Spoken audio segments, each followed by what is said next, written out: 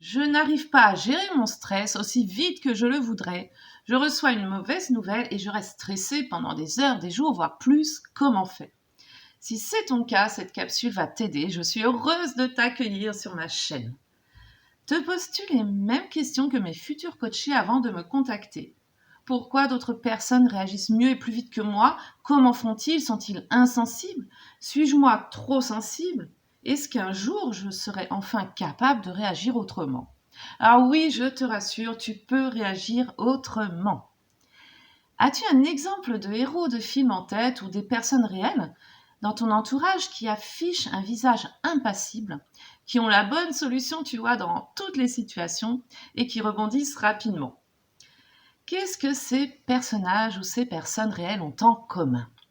Alors que ce soit Daniel dans Karate Kid, par exemple, Rambo ou Neo dans Matrix, voici ce qu'ils font, ce qu'ils ont en commun.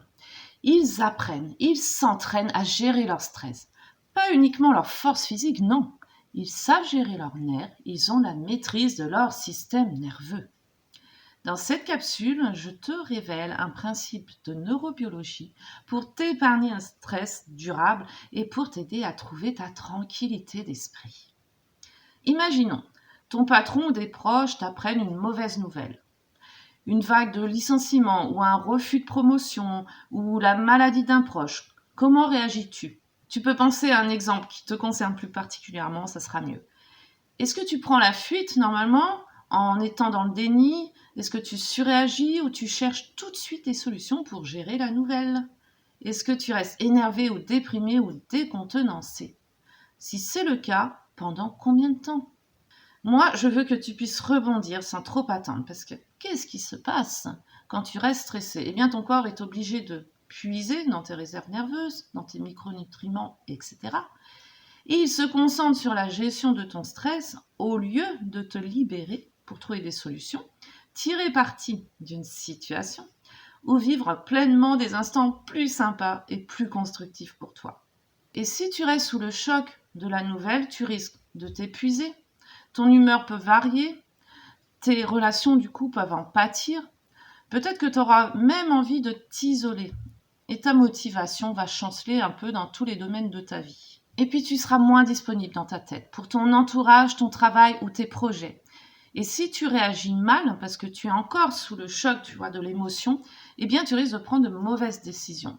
Tu peux empirer la situation, voire tu peux créer de nouveaux problèmes par effet en cascade. Alors non, on veut pas ça. Tu sais que tu mérites mieux, tu as mieux à vivre que le distress. Alors je sais, ce n'est pas facile de changer ses réactions, surtout sur commande, et c'est pour ça que je te fais cette capsule.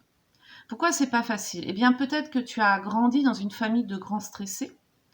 Peut-être que tu as l'impression d'être abonné aux mauvaises nouvelles. Tu vis éventuellement même peut-être plusieurs situations compliquées à la fois. Et du coup, tu te fatigues, tu deviens las.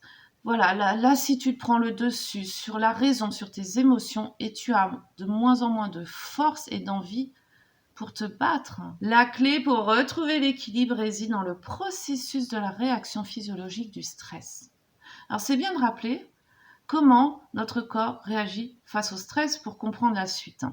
Quand un danger physique ou émotionnel survient, notre système nerveux nous transmet, merci à lui, judicieusement, une alerte par le biais de différentes réactions métaboliques. On distingue 3 catégories d'effets selon la durée des réactions métaboliques. Il y a les effets immédiats, provoqués par la génération d'adrénaline, etc., par le système nerveux sympathique. Et cette phase, elle dure quelques secondes, voire seulement quelques centièmes de seconde, ça peut aller très très vite. Ça, c'est la phase d'alerte. Ensuite, il y a les effets intermédiaires qui, eux, durent quelques minutes. C'est la phase de résistance. Et puis, il y a les effets prolongés qui peuvent durer quelques heures jusqu'à des semaines, voire plus. Et ça, c'est un risque d'épuisement.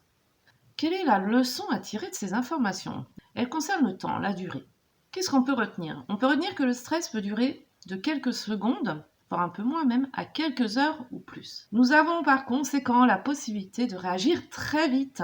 Tu peux décider en seulement quelques secondes si le stress que tu ressens deviendra un distress ou non. Tu peux décider de faire retomber ton stress. C'est chouette ça. À quoi ça va te servir de connaître cette notion temporelle? Si tu arrives à mettre ça en pratique, à réagir rapidement, tu pourras te calmer plus vite, retrouver un esprit plus clair, prendre du recul, analyser et trouver différentes solutions qui peuvent fortement mieux fonctionner que les décisions que tu prends sous l'effet de l'émotion. Logiquement, quand le danger prend fin, notre corps revient à un état d'homéostasie.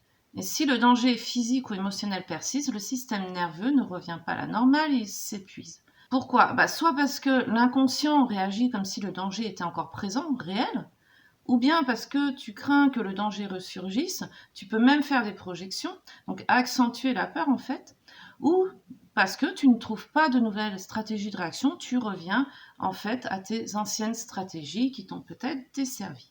Alors si tu comprends ce principe, mais que dans les jours ou les semaines qui viennent, tu n'arrives pas à l'intégrer, que tu ne parviens pas à switcher, tu vois, appuyer sur le bouton off du distress, bye bye distress, c'est soit que tu as besoin de t'entraîner davantage, comme un sportif, comme un héros, soit que tu es trop stressé en ce moment et que tu as besoin d'une aide passagère, non addictive, comme le coaching, par exemple, le coaching en gestion de stress, soit tu as besoin de travailler sur tes peurs profondes liées à ton passé. Pourquoi? Parce que ce qu'on a vécu dans l'enfance peut faire que le stress est devenu un fonctionnement, un mode de vie qu'on a intégré. Et si le stress est devenu un fonctionnement normal, chaque fois que tu vas vivre une émotion forte, tu vas réactiver inconsciemment, bien sûr, un stress ancien. Et cette émotion appuie sur le bouton on d'une réaction qui ravive ta blessure, tu vois. Et tu te crois à ce moment-là hypersensible. Tu penses que tu as des problèmes. En fait, non, il convient de doter à cet enregistrement son pouvoir qu'il a sur ton cerveau, sur tes émotions.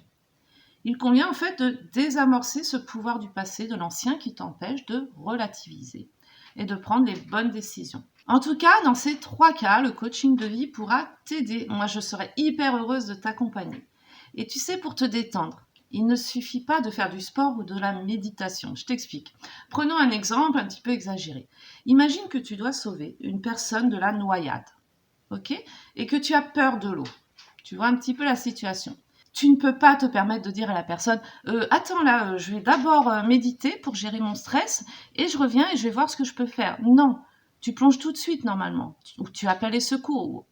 Bon, éventuellement tu fuis, mais c'est pas la meilleure des réponses. Et ben pour les chocs émotionnels, tu peux réagir aussi rapidement que tu le ferais pour aller sauver une personne. Ça fonctionne de la même façon. Et ça s'apprend. Et quand tu as réglé, par exemple, en coaching, tes plus grandes peurs ou tes plus grands stress, tes plus anciens stress, ton cerveau est libéré pour réagir différemment. Et ça, c'est chouette. Alors, peut-on gérer un stress émotionnel rapidement? Oui, en se libérant de stress ancien et en apprenant à gérer son stress. Alors, si tu souhaites savoir si je peux t'accompagner, comment, et si tu es prêt ou prête pour un coaching de changement, contacte-moi. Je vous souhaite à tous une belle journée paisible, chers explorateurs du bonheur. À bientôt.